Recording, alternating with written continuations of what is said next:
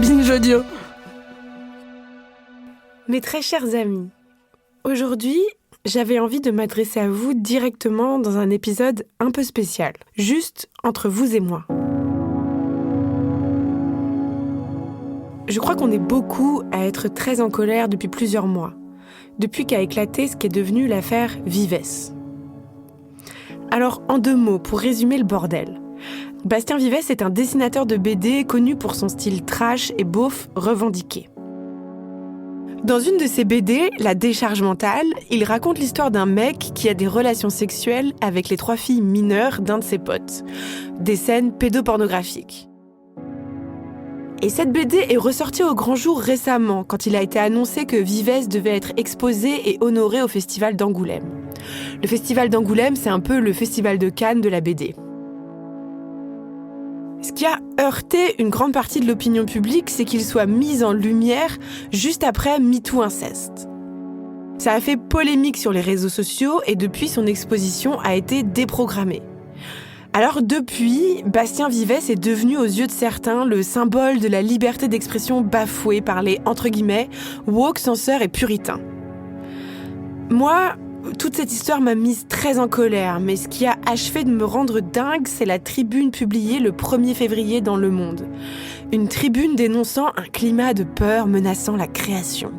Signée par une 40aine d'artistes, dont Emma Baker, Blanche Gardin ou Maureen Dore. Maureen Dore qui avait pourtant illuminé toute ma jeunesse quand elle était animatrice télé, je précise au passage.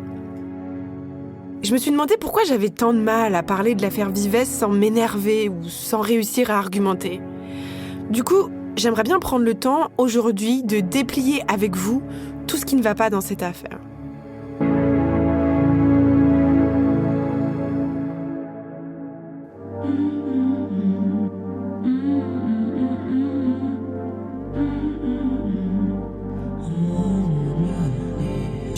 Non mais laissez-moi parler, c'est vraiment insupportable. On peut plus rien dire. Vraiment, c'est n'importe quoi. On peut plus rien dire. Et la prochaine fois, ça sera quoi? On peut plus rien dire. Qu'est-ce que c'est que ça? On peut plus rien dire. On va le dire quand même. Déjà, je crois que pour moi, ça commence avec une émotion toute simple. Cette affaire me rend profondément triste. Parce que, entre nous, qu'est-ce que ça veut vraiment dire de mettre à l'honneur le travail de Vives en 2023, juste après MeToo Inceste? Pourquoi choisir précisément, maintenant, un artiste qui traite de la pédocriminalité comme d'une farce, une grosse blague, et qui a lui-même appelé au viol d'un enfant, le fils de la dessinatrice Emma, dans un statut Facebook? Parce que c'est pas rien d'être invité au prestigieux Festival d'Angoulême, d'être mis en lumière, de recevoir les honneurs de l'institution. Honorer, récompenser, mettre en lumière un artiste, c'est lui offrir une légitimation symbolique.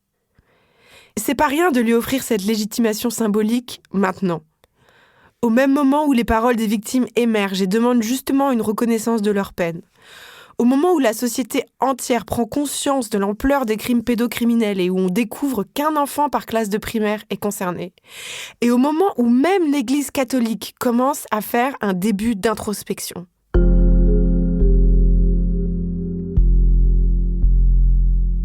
Ce qui m'a rendue profondément triste, c'est de constater qu'en faisant le choix de Vives, le jury du Festival d'Angoulême n'a visiblement rien entendu. Et je crois, alors dites-moi si je me trompe, parce que je ne suis pas concernée directement par MeToo Inceste, mais qu'une des nécessités demandées par celles et ceux qui portent ce mouvement, ce n'est pas de cancel certaines personnes, mais d'être entendues, considérées et prises en compte. Honorer Vives, c'est offrir une légitimation symbolique à quelqu'un qui les méprise, pile au même moment où les victimes demandent exactement la même chose, une légitimation symbolique de leur souffrance. Je me suis sentie triste et puis aussi très en colère.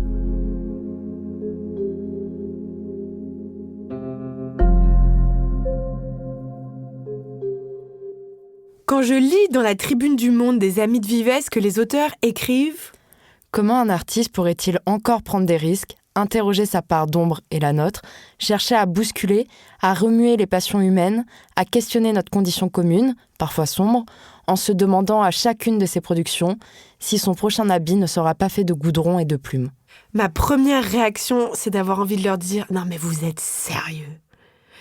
Comment est-ce que la BD de Vives, que lui-même présente comme un mauvais cartoon, une sale blague, peut devenir le symbole du rôle de l'art d'interroger les passions sombres, de la liberté d'expression ?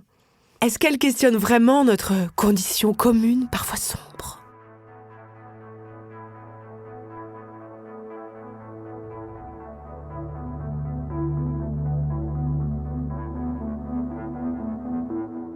Prenons le pitch.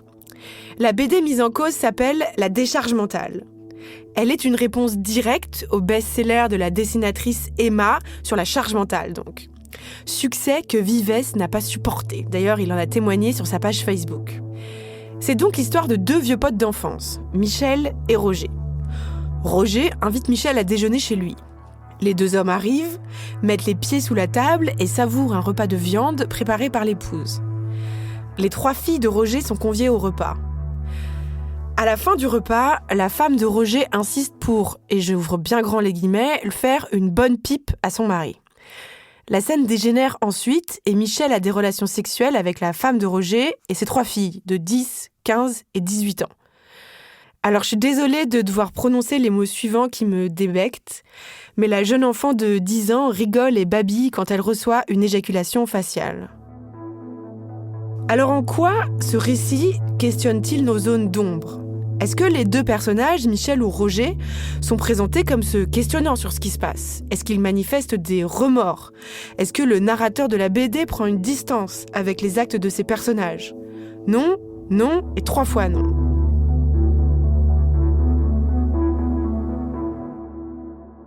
Moi, ce qui me choque le plus dans ces dessins, c'est que les 3 jeunes filles sont représentées comme consentantes, voire instigatrices.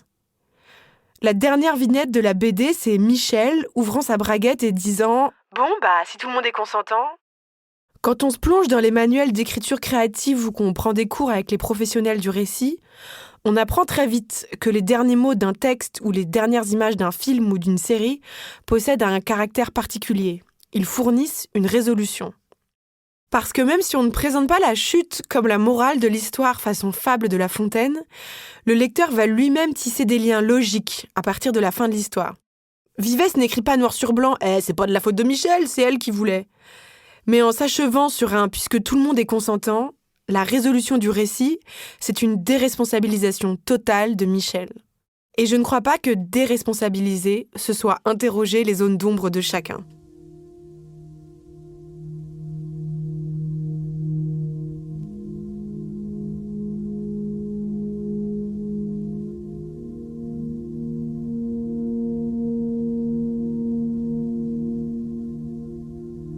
Je suis d'accord pourtant que l'art doit pouvoir questionner l'indicible et les zones d'ombre et le pire de l'humanité.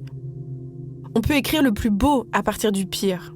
Toni Morrison, par exemple, l'a prouvé avec Beloved, un des chefs-d'œuvre de la littérature qui traite des thèmes les plus violents, tabous et abjects du monde, l'infanticide et l'esclavage. Mais questionner les zones d'ombre, les tabous, le pire de l'humanité, c'est un travail délicat, explosif, subtil, qui demande de prendre des précautions. L'historienne Laure Murat, dans son brillantissime essai « Qui annule quoi ?», sur la cancel culture, explique que la cancel culture ou la culture de l'annulation est un mythe. Les demandes du public relèvent davantage d'une accountability culture, ou culture de la responsabilité. Et c'est exactement ce qui se passe ici. Il ne s'agit pas d'interdire le travail de Vives, mais de le questionner sur ses responsabilités.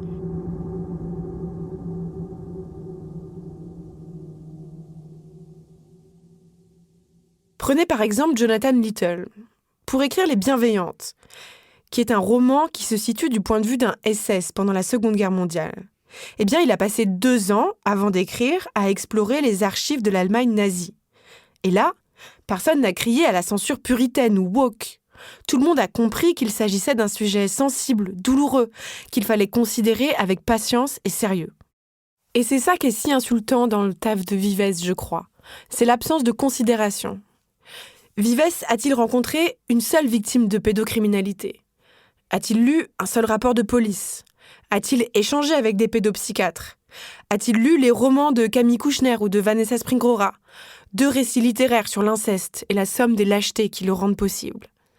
A-t-il tenté de se représenter ce que pourraient ressentir ces personnages ? A-t-il pris une seule seconde pour considérer un point de vue autre que le sien ? L'affaire Vives, c'est pas une histoire de censure, c'est exactement l'inverse. C'est une demande pressante et urgente d'élargir le champ des paroles et des points de vue.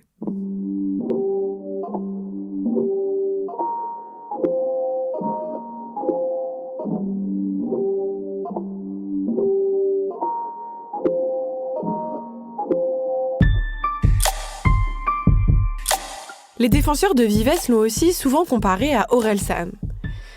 Alors souvenez-vous, le chanteur avait été poursuivi en justice en 2012 par 5 associations féministes à cause de sa chanson violente « Sale pute ». Il avait finalement été acquitté en appel en 2013. Et donc dans leur tribune au Monde, les défenseurs de Vives citent un extrait de la décision de la Cour. Le domaine de la création artistique, parce qu'il est le fruit de l'imaginaire du créateur, est soumis à un régime de liberté renforcé. Mais il ne faudrait pas oublier de préciser un détail de taille. Moi, je me souviens très bien de cette affaire parce que j'avais couvert le procès d'Orelsan pour le Figaro. Et je me souviens aussi très bien de l'argument qui avait fait basculer la cour. Le chanteur avait reconnu que Sale pute était une chanson violente. Mais il avait argumenté que c'était une fiction et que les mots de son personnage n'étaient pas les siens, mais ceux d'un homme, en effet, violent. Alors moi, perso, j'avais trouvé que c'était un peu facile de dire ça après coup. J'aurais préféré que le chanteur il explique cette nuance en concert, par exemple, avant de chanter cette fameuse chanson. Mais peu importe, c'était pas moi la juge. Mais c'est la suite de l'argumentation d'Orelsan qui est importante. Parce que pour prouver de sa bonne foi, il avait démontré qu'il n'avait jamais tenu de propos misogynes dans l'espace public. Et à la totale différence de Vives, en fait, qui lui a publiquement appelé au viol du fils de la dessinatrice Emma et à son meurtre à elle. Et c'est exactement ça, l'accountability culture. C'est de prendre la mesure des responsabilités qu'implique de créer une œuvre, du pouvoir de la représentation et de ce que ça implique comme exemplarité de traiter de sujets douloureux dans son travail. Dans leur tribune pour le défendre, les soutiens de Vives ont estimé qu'il était bâillonné. Une nouvelle fois, prenons le temps d'observer les faits. Qui a vraiment été exclu de l'espace public récemment ? Quelles sont les paroles qui sont menacées, bâillonnées ? L'autrice Pauline Armange, par exemple, a vu son pamphlet « Moi, les hommes, je les déteste » menacé d'interdiction de publication par un membre du gouvernement.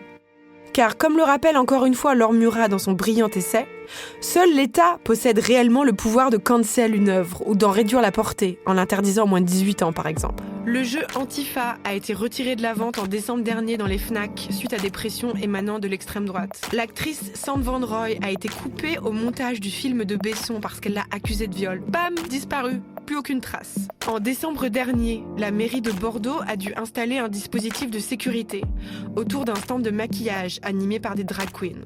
C'était après que Cyril Hanouna avait pris pour cible cet atelier dans son émission. À Toulouse, il y a quelques semaines, la mairie a tout simplement choisi d'annuler une lecture de texte drag sous les pressions d'un groupe d'extrême droite intitulé Furie française. La liste est encore longue. Et je crois que je comprends pourquoi cet épisode Vives m'a rendu si en colère et fait si mal. Parce qu'une nouvelle fois, un groupe dominant accuse les autres de commettre exactement ce qu'il est en train de faire. Le vieux monde crie à la censure quand d'autres voix demandent juste à exister. Ne nous y trompons pas. Les voix qui peinent à porter, ce sont encore celles des femmes, des autrices, des drags, des queers, des trans, des personnes racisées et des pauvres. Les cancels, c'est nous.